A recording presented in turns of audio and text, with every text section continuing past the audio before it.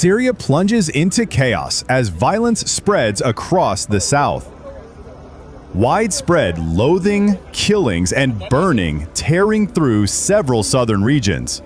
Clashes between tribal groups, local militias, and government forces have turned cities like Sweda and Dera into war zones.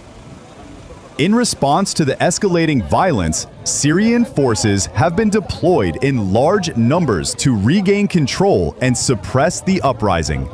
However, reports from the ground suggest the situation is spiraling, with entire neighborhoods reduced to rubble and civilians caught in the crossfire.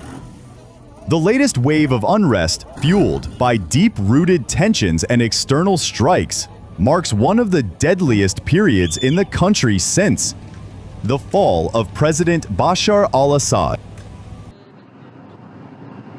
We entered the besieged, mainly Druze city of Sweda and saw a city on fire. The road out was clogged with Arab fighters withdrawing with their looted goods. They left a trail of destruction and thousands of trapped civilians behind them. This was meant to be a ceasefire, but the warring factions clearly weren't part of it. There's no electricity in the city, internet is cut, food and water is scarce, and there are thousands of families still bunkered down in their homes amongst all of this.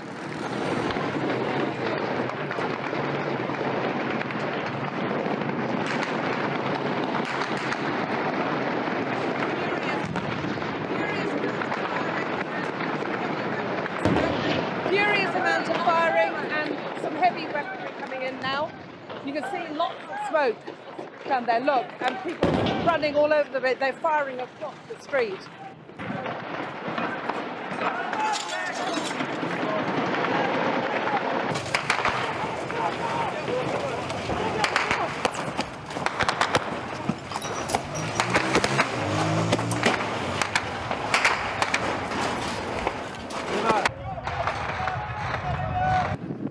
The Syrian president had sent his security forces to the south to prevent even more Arab fighters entering the city. The ceasefire included Israel agreeing not to bomb the government forces. But once in position, there was furious resistance.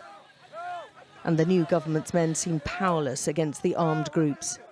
The streets of Sweda city are strewn with the casualties of this orgy of violence, many with shots to the head, execution style. There are 6 in this pile, again with shots to the head. They'd also been set alight. Others have been burned beyond recognition. Horrific images, but which demonstrate the wanton brutality that's been going on here.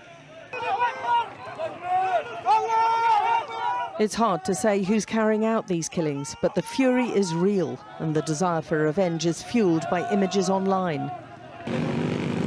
The city has descended into anarchy, and in this chaotic mayhem, it's a free-for-all right now. The Arab fighters have been grabbing whatever they can. Livestock's been taken, but also farm equipment, water containers, even shrubbery. There are some attempts at trying to stop this pillaging from the Druze city, but there are far too few security forces to take on this mass marauding.